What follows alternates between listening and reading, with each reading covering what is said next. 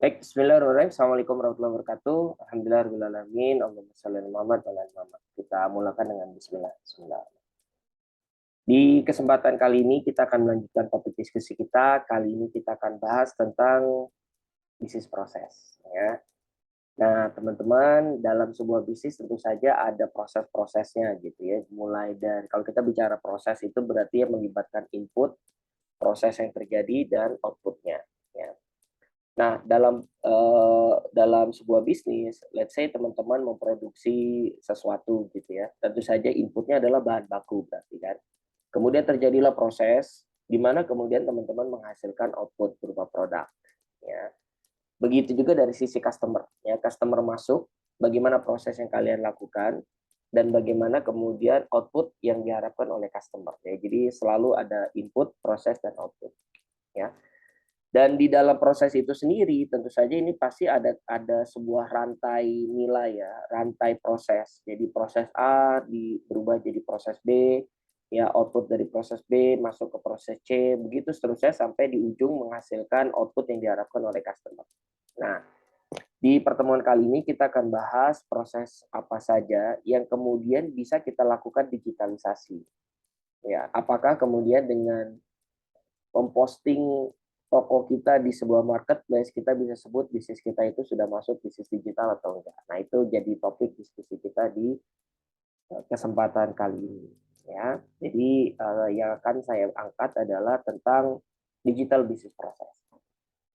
Bagaimana sih bedanya dengan bisnis konvensional dan di titik mana kemudian bisnis konvensional itu bisa kita convert, bisa kita lakukan transformasi menjadi bisnis digital.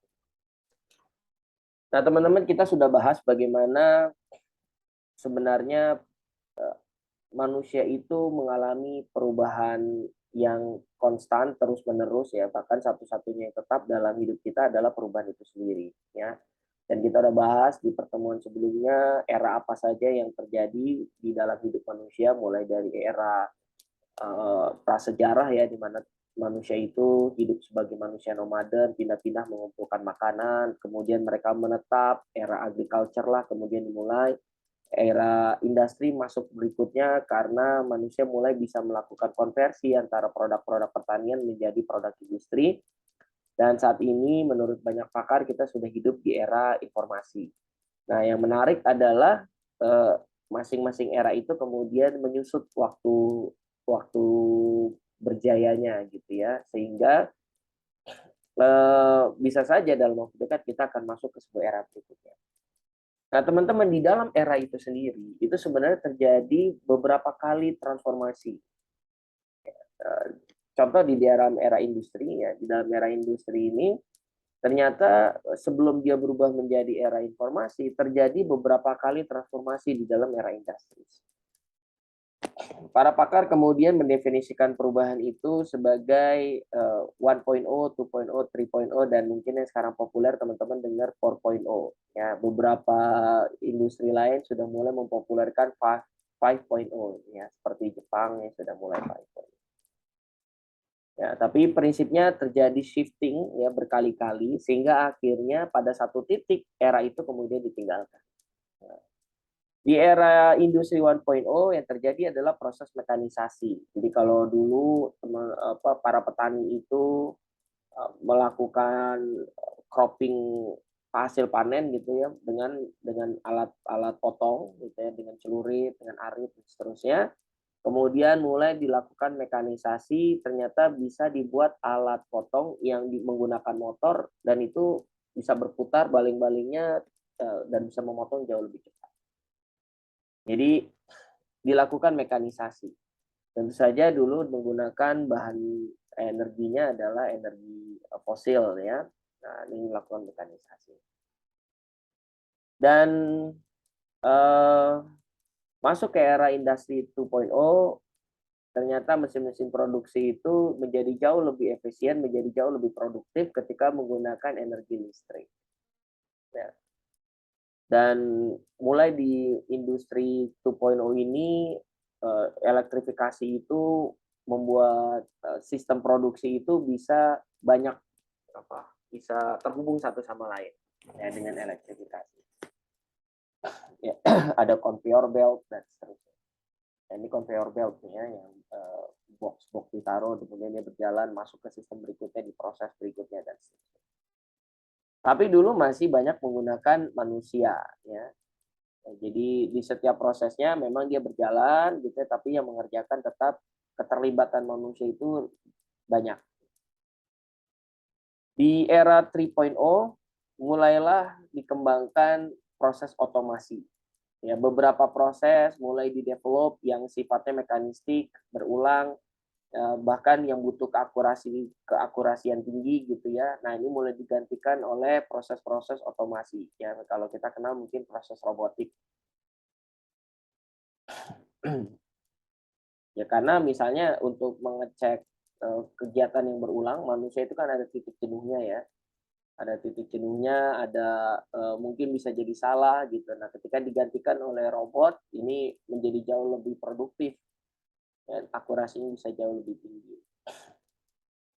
Nah, ini berkembang terus hingga akhirnya ditemukanlah IoT ya, internet. Nah, sehingga kemudian internet diterapkan ke dalam proses robotik sehingga kemampuannya menjadi jauh berlipat ganda. Kita bisa tahu apa yang sedang terjadi real time di dalam proses produksi kita, di dalam mesin produksi yang kita install gitu ya, karena bantuan internet. Nah, bahkan kita bisa tahu meskipun kita sedang pergi ke luar negeri gitu ya, pergi jauh dari pabrik, kita bisa tahu apa yang sedang terjadi di pabrik. Nah, itu semua berkat bantuan IoT. Dan teman-teman, internet ini menjadi landasan ya, menjadi titik tolak di mana kemudian di banyak pakar memprediksi kita akan masuk ke era berikutnya, yaitu era pemanfaatan internet ya. Jadi era industri mulai ditinggalkan, masuklah kita ke era informasi. Nah, tapi ternyata terjadi blend in ya, terjadi sebuah apa? Sebuah kolaborasi gitu antara proses-proses produksi dengan proses internet. Dan ini semakin ke depan semakin menguat. Bahkan mobil kita saat ini sudah mobil motor gitu ya, terkoneksi ke internet. Jadi proses peralatan ya, bukan hanya peralatan produksi, makanya dikenal dengan sistem IoT, Internet of Things. Jadi apapun itu begitu terkoneksi ke internet, dia memiliki fitur-fitur yang sebelumnya tidak dimiliki bila dia tidak terinstall ke internet. Ya, fitur safety bisa, fitur remote jarak jauh bisa gitu ya. Jadi kalau dulu harus jarak sekian gitu baru kemudian kita bisa matiin kalau motor kita dicuri. Tapi dengan internet ya, meskipun motor kita udah dibawa sampai Jawa gitu bisa kita matiin gitu. Karena dia terkoneksi ke internet. Ya, kecuali malingnya lebih pintar dan dia lebih jago IoT ya. Nah, itu beda cerita. Nah, teman-teman, yang namanya bisnis proses sebenarnya dia adalah rangkaian tahapan, rangkaian langkah-langkah yang dilakukan oleh sekelompok orang ya di dalam sebuah organisasi untuk mencapai sebuah tujuan yang spesifik. Itu by definition-nya. Jadi ada beberapa proses gitu ya. Let's say kalau kita ambil contoh yang gampang, catering gitu. Catering itu mulai dari membeli bahan baku, itu proses sendiri. Memasak proses sendiri. Menempatkan pada tempat yang terpisah itu proses sendiri. Melakukan packaging itu proses sendiri. Nah, masing-masing di dalam proses itu dilakukan oleh sekelompok orang yang punya tujuan spesifik. Ya, contoh misalnya masak tujuannya apa? Ya membuat makanan jadi enak. Ya, yang melakukan packaging tujuannya apa? Yang menempatkan sehingga proporsinya bagus, kelihatannya menarik sehingga bisa dinikmati oleh konsumen. Jadi tujuannya itu. Nah, jadi masing-masing proses itu memiliki tujuan yang spesifik, konkret, jelas, tidak terlalu luas ya sehingga bisa dicapai dan diukur. Jadi ada 3 variabel yang terlibat dalam bisnis proses. Dia harus ada jelas bisnis step di tahap keberapa, ya, tahap 1, tahap 2, gitu ya. Kemudian di bisnis steps ini apa goals-nya, ya, dan siapa yang melakukan, stakeholder-nya siapa. Ya, 3 hal ini yang harus teridentifikasi ketika kita mau mendefine sebuah bisnis proses. Ya, saya kasih contoh transformasi yang terjadi pada bisnis apa pembuatan digital sign ya, pembuatan alat-alat komersil, alat-alat promosi. Ya dulu ada toko offline. Nah ini saya sebut satu bengkel reklame. Ya. Jadi dulu orang kalau mau bikin promosi datang ke workshop ya, yang bisa bikin neonbox, yang bisa bikin plat, yang bisa bikin plang nama ya. Dan kemudian mereka di sana diskusi, kalau disepakati bayar, dan kemudian nanti begitu barang jadi diantar dan dipasang. Ya seluruh proses itu terjadi secara offline, tidak menggunakan internet sama sekali. Kemudian muncullah internet. Muncul internet yang kemudian sebagian dari prosesnya itu kita pindahkan ke platform website. Jadi ini di awal-awal saya dan kawan-kawan bikin plangnama.com. Ya, sederhana sekali idenya, rata-rata yang punya bengkel nggak ngerti gimana cara posting, bikin website dan iklan gitu ya, itu nggak ngerti. Dulu belum ada tuh yang namanya e-commerce, belum ada ya. Saya dan kawan-kawan kemudian bikin plangnama.com. Sederhana sekali bisnis prosesnya, kita mendatangi para bengkel itu, kita ajakin kerjasama, kita bilang nanti kalau ada order saya serahkan ke Anda kemudian melayani customer, memproduksi barangnya sampai terjadi transaksi. Kalau sampai terjadi transaksi, share profit ke kami 5-10%. Jadi kalau proyeknya besar itu mungkin bisa 5% aja, tapi kalau proyeknya tidak terlalu besar 10%. Kira-kira gitu dulu bisnis prosesnya. Dan teman saya yang menghandle websitenya, urusan website jago urusan dia ya, gimana caranya pokoknya begitu klik di Google plang nama itu muncul kita di front page. Nah itu urusan teman saya. Nah tugas saya adalah memastikan kita punya mitra. Nah waktu itu akhirnya saya cari di beberapa daerah, di Depok saya cari, di Tangerang saya cari ya, biar kemudian bisa mengcover area Jabodetabek. Nah, dan saya rekrut dulu satu orang ya, mahasiswa waktu itu, kita bekalin handphone BlackBerry, kita bekalin Asia waktu itu masih ya, untuk menerima telepon dari pelanggan. Ya, menerima telepon dari pelanggan, kemudian mengupdate dan menyerahkan ke mitra proyeknya. Nah, singkat cerita, alhamdulillah ya berjalan cukup bagus waktu itu. Jadi kita konsumen itu tidak perlu lagi datang ke bengkel, kita layani secara online. Ya, baru kemudian proses produksi terjadi di bengkel. Nah, teman-teman, kalau kita petakan gitu ya bisnis prosesnya, ada berhubungan dengan customer, ya, desain barang, kemudian memproduksi dan mendelivery. Nah, kita mengkonvert satu proses di depan, yaitu berinteraksi dengan customer. Nah, ini transisi yang awal terjadi ketika internet muncul. Ya, ketika toko-toko offline mulai bikin toko online. Ya. Nah, ternyata toko online saja itu kadang-kadang orang tuh kebutuhannya banyak. Dan mungkin dia agak repot gitu harus datang langsung ke lokasi. Ya. Sehingga yang tadinya hanya menjumpai pelanggan secara online, di era e-commerce, seluruh bisnis proses ini sudah bisa dilakukan secara online.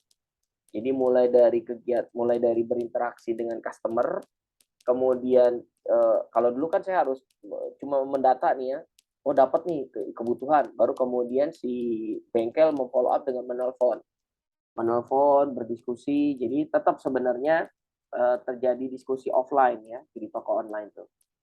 Karena yang kita dapatkan cuma data siapa yang butuh apa.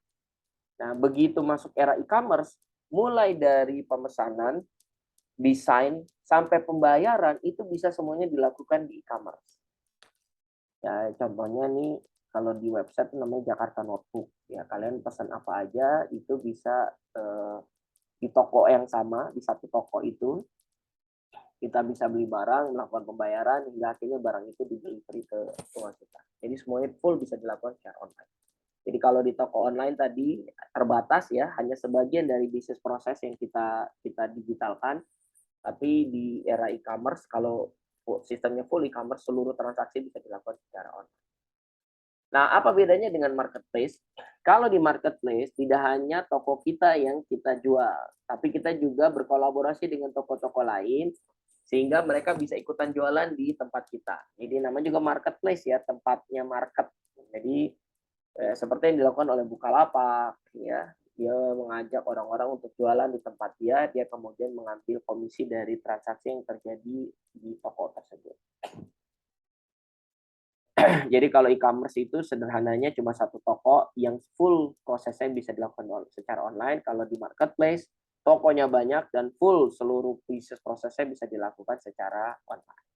Ya. Nah, inilah beberapa transformasi yang terjadi di era digital.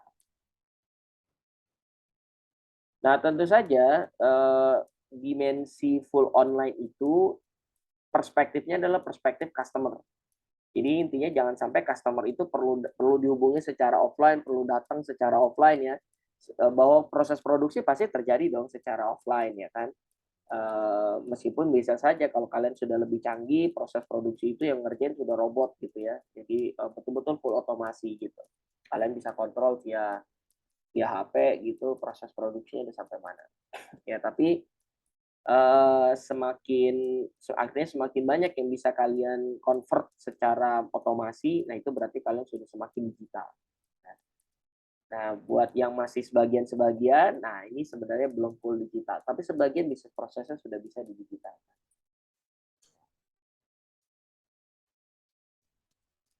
Nah, ini contoh bisnis proses yang di bengkel tadi ya, mulai dari pelayanan customer. Ya, customer kemudian cocok harga, cocok desain, kita udah ngerti needs-nya apa, kemudian customer melakukan pembayaran.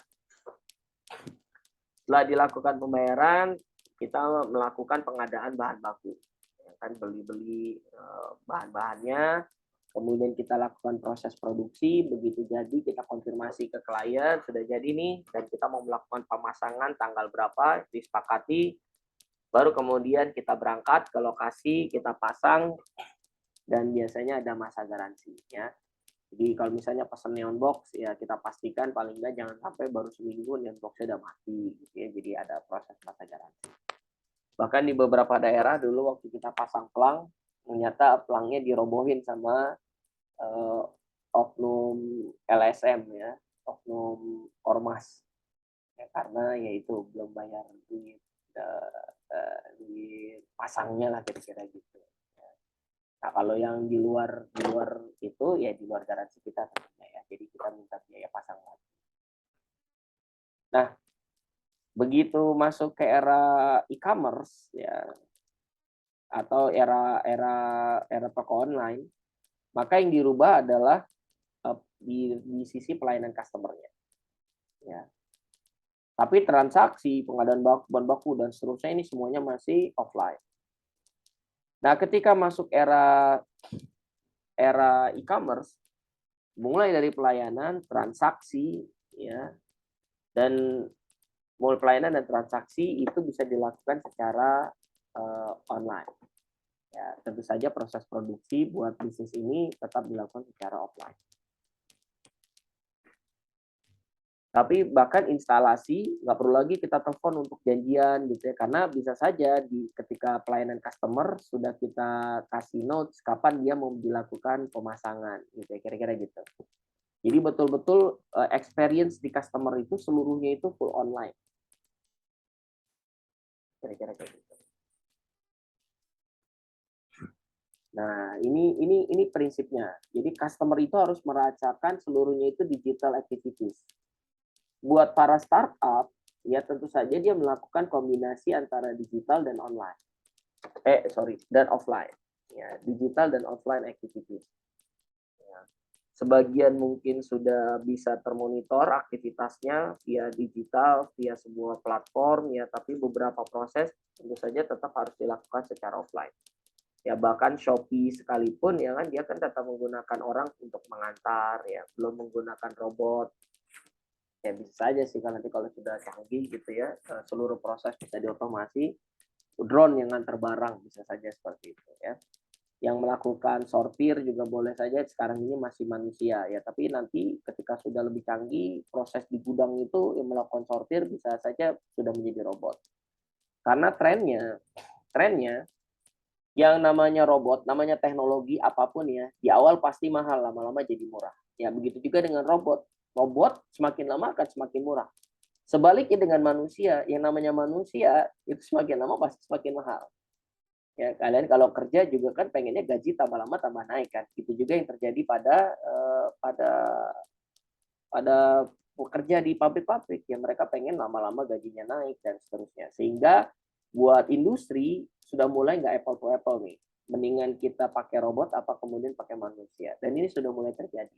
Di industri-industri di luar negeri mereka sudah prefer pakai robot. Pabrik-pabrik kita di Indonesia, pabrik mobil sebagian sudah menggunakan robot. Ya, karena tadi cost manusia itu semakin lama semakin besar, robot semakin lama semakin murah. Nah, jadi bagaimana kemudian kita bisa menghadirkan sensasi digital kepada customer meskipun di dalamnya kita tetap melakukan merge antara digital dan online activities. Nah, bagaimana kemudian kita melakukan digital transformasi ya, tadi misalnya di toko biasa, toko offline ya, apa sih yang harus kita lakukan transformasi dulu. Nah, ini yang kemudian harus kita cek keseluruhan bisnis proses kita. Dan ini yang disebut dengan bisnis proses engineering. Jadi seluruh bisnis proses kita jabarin dulu. Kemudian kita petakan tuh mana yang non value added business activities, mana sih sebenarnya aktivitas bisnis yang tidak memberikan nilai, ya, yang itu justru malah menghambat, yang itu kemudian dirasakan menyulitkan buat para customer. Nah ini kita hilangkan. Nah, misalnya kalau di bisnis bengkel tadi yang menyulitkan customer adalah dia harus datang jauh-jauh dari rumah dia ke toko kita. Ya, bisa nggak kemudian kita buat sebuah platform sehingga dia dari rumah bisa tetap menyapa kita di platform. Nah, kira-kira gitu. Nah, jadi bisnis proses customer datang ke toko itu kita hilangkan. Ya, karena dia non added value buat customer. Jadi kalau bisa kita hilangkan, kita ada nggak proses yang kemudian itu repetitif, bisa kita lakukan mekanisasi, bisa kita lakukan otomasi. Nah, kalau memang ada, ya kita otomatiskan saja. Jadi nggak perlu harus menunggu orang. Ya, contoh misalnya kalau berkaitan dengan bisnis plang tadi ya, kalau jadi saya mau coba konsisten di plang. Misalnya untuk pembayaran. Nah, untuk pembayaran alih-alih kita lakukan, karena kan sudah pasti terjadi ya ketika dia melakukan pemesanan ya dia harus melakukan pembayaran gitu. Ini udah pasti sebuah rentetan proses yang tidak bisa dihindari gitu. Kalau desain produk bisa saja dia menyerahkan desain, bisa saja desain kita yang menawarkan ya, ada alternatif. Tapi kalau bicara tentang pembayaran itu pasti akan terjadi ya. Bisa nggak kemudian kita lakukan proses otomasi? Ya, kalau ternyata bisa, ya kita lakukan. Kita install lah kemudian platform pembayaran. Ya, proses verifikasinya, kalau dulu kan kita misalnya transfer ya, kita transfer, tolong dicek ya ada masuk belum, terus kita ngecek rekening gitu kan. Oh ternyata sekarang bisa dilakukan dengan otomasi. Jadi kita konfirmasi transfernya tak pakai angka belakangnya koma, pakai 3 angka di 3 digit di terakhir, dan bisa dilakukan pengecekan verifikasi secara otomasi. Ya. Jadi hal-hal yang kemudian itu repetitif, berulang, sudah jelas, itu bisa saja kita lakukan otomatisasi. Ya, dengan bantuan internet, dengan bantuan robotik. Ya.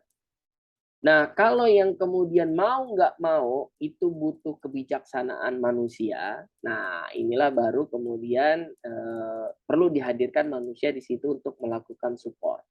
Ya. Mau nggak mau gitu ya, karena peralatan produksi pun itu kan butuh support manusia. Ya. Misalnya kalau teman-teman pesan di Traveloka gitu ya, pesan di Traveloka, order, Ya, ketika terjadi, kalau semuanya lancar-lancar aja sesuai SOP, teman-teman nggak perlu tuh menghadap sampai ke manajer gitu ya. Tapi kalau kemudian ada kasus khusus, di mana teman-teman udah beli buat 50 kamar gitu misalnya ya, karena mau jalan-jalan satu angkatan, semuanya dilakukan via Traveloka, ternyata terjadi masalah, teman-teman kan mau nggak mau harus ngedatengin gitu, ngedatengin kantornya, dan akhirnya ketemulah orang yang bertanggung jawab, misalnya bagian pelayanan, manajer pelayanan keluar untuk memberikan supportnya, ya, berdiskusi dengan klien dan seterusnya. Jadi sebisa mungkin ya bisnis proses itu kita pecah, mana yang bisa dieliminasi, mana yang bisa diotomasi, yang mau nggak mau manusia harus terlibat, oke, support yang bisa diberikan itu seperti apa, ya.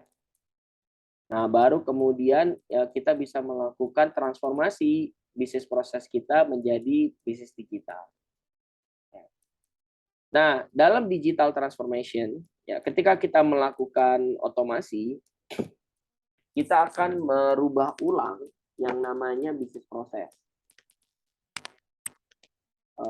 Kalau dulu belanja misalnya kita mesti nego-negoan, tawar-tawaran, gitu ya, kalau misalnya belanja offline.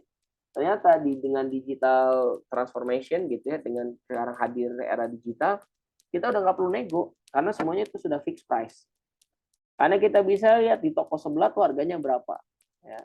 Di toko lainnya tuh harga berapa. Jadi sebagian besar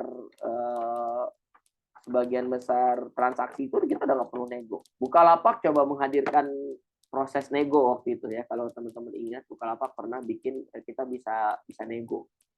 Tapi ya jadi kayak lucu-lucuan aja karena kita cuma klik-klik doang, yang ngejawab juga otomatis gitu. Sehingga akhirnya fitur nego nggak berjalan. Nah, di situ bisa disimpulkan ternyata memang bisnis proses yang terjadi di era offline tidak bisa disamakan dengan bisnis proses yang terjadi di era digital. Nah, bahkan yang tadinya butuh pertimbangan manusia ketika bicara digital, bisa saja kemudian menghadirkan AI, ya, artificial intelligence. Sehingga kemudian keterlibatan manusia itu menjadi sangat sedikit sekali karena seluruhnya bisa digunakan dengan proses otomasi. Nah, prinsipnya semakin dia menjadi digital, bisnis itu menjadi semakin ramping, nggak perlu banyak orang, proses kerjanya jauh lebih efisien, ya. Buat lingkungan menjadi jauh lebih baik, produktif, itu nggak ada perusakan lingkungan karena orang, ya, misalnya kalau nggak banyak orang di kantor, berarti orang yang pergi ke kantor itu semakin sedikit. Karena orang yang pergi kantor semakin sedikit, berarti gas yang terbuang itu menjadi lebih sedikit. Lingkungan menjadi lebih sehat, ya, BBM menjadi lebih sedikit penggunaannya dan seterusnya. Dan kita bisa melakukan pendekatan dengan customer dengan jauh lebih baik, ya. Sebagaimana yang sering saya kasih contoh ya, Gojek itu kalau kita komplain hari itu juga bisa langsung kita ditelepon sama customer service. Ya, jadi engagement dengan customer itu menjadi jauh lebih dekat.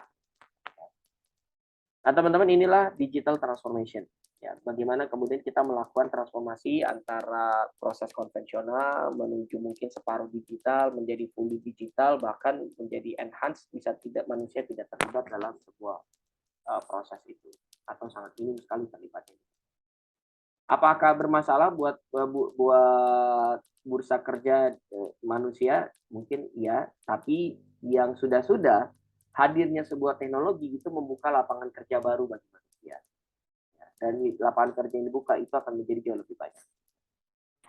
Jadi kita nggak perlu khawatir dengan hadirnya teknologi itu akan menghilangkan lapak kita. Kayak misalnya ojek konvensional dulu, ketika hadirnya Gojek, orang malah jadi, aduh gimana nih nanti akan mengambil rezekinya para ojek pangkalan dan seterusnya, yang mereka khawatir akan hilang rezekinya. Tapi begitu Gojek hadir, ternyata Gojek memberikan peluang bisnis yang jauh lebih besar, ya. Yang tadinya ojek pangkalan tadi cuma bisa ngojek, sekarang bisa juga jualan, ya, dan seterusnya.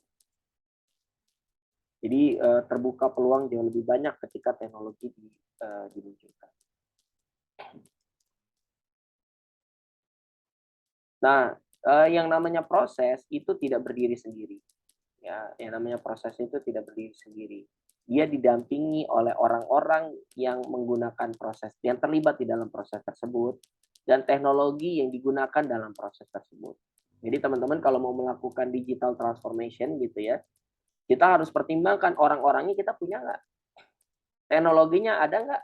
Yang dibutuhkan apa di dalam proses tersebut? Ya, jadi kita mau melakukan transformasi itu kita harus imbangi dengan orang dan teknologi yang dibutuhkan. Ya, salah satu dari ini tidak ada, maka proses transformasi tidak akan bisa berjalan. Ya. Dan biasanya perlu adaptasi ya antara orang, teknologi itu perlu adaptasi di dalam proses kerja yang baru. Nah, terus sampai akhirnya menjadi bisa. Ya kita awal pandemi menggunakan e-learning. E-learning kan nggak langsung bisa dipakai ya. Awal-awal bingung dulu gimana cara makainya, toolsnya ada, orangnya tapi belum siap, akhirnya dilatih. Ada pelatihan gimana cara menggunakan e-learning sampai akhirnya kita mulai terbiasa dengan e-learning. Ya, dan seterusnya. Nah, proses yang baru digital tentunya butuh orang yang baru. Orang yang baru dengan teknologi yang baru. Nah, ini tentu saja juga butuh budaya kerja yang baru. Ya. Jadi kalau budaya kerja lama itu kita itu tercluster gitu di dalam unit-unit kerja kita masing-masing ya. Orang komunikasi sendiri, orang operasional sendiri, orang finance sendiri, dan mereka jarang berinteraksi satu sama lain. Ya dengan teknologi yang baru saat ini kita bisa berinteraksi satu sama lain ya, kenal ya. Kita tahu apa yang sedang dikerjakan oleh tim marketing, kita tahu apa yang sedang dilakukan oleh tim produksi dan seterusnya. Kenapa? Karena semua proses kerja itu bisa kelihatan di dashboard.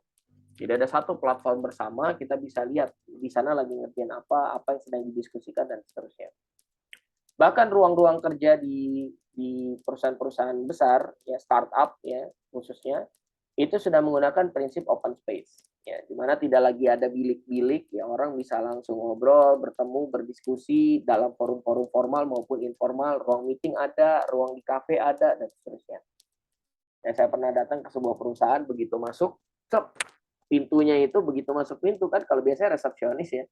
Ini mah begitu masuk ketemunya langsung dapur, ya pantry. Jadi orang masuk tuh udah disuruh bikin kopi duluan gitu. Ya kita nggak perlu ditanya lagi ya sama orang mau minum apa pak gitu. Kan langsung ngambil kopi aja di situ. Kita bisa langsung self service, baru kemudian nanti kita masuk ke ruang meeting ketemu sama orang. Ya jadi proses kerja juga saat ini sudah berubah. Ya tentu saja dapurnya bukan dapur jelek ya, bener-bener dapur yang keren kayak kafe bar gitu. Nah oleh karena itu kita manusia juga perlu mengadopsi skill-skill baru.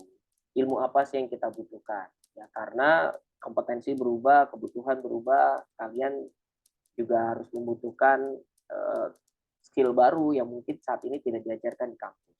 Jadi saya mendorong kalian untuk belajar sebanyak-banyaknya, berinteraksi dengan banyak orang sehingga kalian tahu gitu level kalian tuh ada di mana, skill apa yang masih harus kalian butuhkan dan ya, jadi saat ini proses kerja itu sudah kolaboratif kita sebutnya, kolaboratif working environment. Ya budaya kerja tuh sekarang sudah begitu, sudah nggak lagi tersekat-sekat dalam klaster-klaster kecil. Ya, dan ini sebenarnya tadi sudah saya singgung ya, bagaimana kita melakukan transformasi proses ya, dan ini salah satu model yang dikeluarkan ya. Saya sudah sebut tadi yang namanya proses itu pasti ada input, proses, sama output. Ya, di luarnya itu ada lingkungan yang menaungi di mana proses itu berjalan. Ya, dan ada sistem di mana proses tersebut itu diatur. Jadi misalnya kalau di restoran, ya, lingkungannya berarti masyarakatnya di sekitar restoran tersebut. Kalau sistem berarti yang mewadahi eh, proses yang berjalan di dalam situ. Misalnya proses masak, berarti sistemnya apa? Ada dapur. Ya supporting sistemnya apa? Berarti di dapur itu oh ada saluran gas, ada saluran air, ada listrik dan seterusnya. Ya. Jadi input, proses dan output. Ya, di inputnya apa yang bisa kita rubah? Ya, di prosesnya apa yang bisa kita rubah, di outputnya apa yang bisa kita rubah, dan seluruhnya akan menghasilkan transformasi bagi bisnis kita. Tentunya kalau kita bicara digital transformation ya berarti bagaimana di keseluruhan sistem itu bisa kita insert teknologi digital. Bagaimana dia bisa terhubung ke internet dan seterusnya. Ya, dan terakhir teman-teman, saya punya tugas untuk kalian. Ya, silakan dikumpulkan di pertemuan hari ini. Ya, saya minta kalian mengidentifikasi bisnis proses apa saja yang ada di Ojek dan bagaimana kemudian terjadi digital transformation menjadi Gojek. Ya, kalian coba petakan dulu seperti tadi saya bikin waktu di bengkel tadi ya. Apa saja sih bisnis prosesnya dan di titik mana kemudian terjadi digital transformation. Ya, bikin sederhana saja dalam satu lembar, satu slide juga boleh ya, dan dikirim ke pihak ini. Itu saja pertemuan kita pada hari ini. Semoga bermanfaat. Assalamualaikum. Kita akhiri dengan hamdalah dan dapat pamit. Alhamdulillahirrahmanirrahim. Subhanakallahumma wa bihamdika asyhadu an la ilaha illa anta astaghfiruka wa atubu ilaik. Assalamualaikum warahmatullahi wabarakatuh.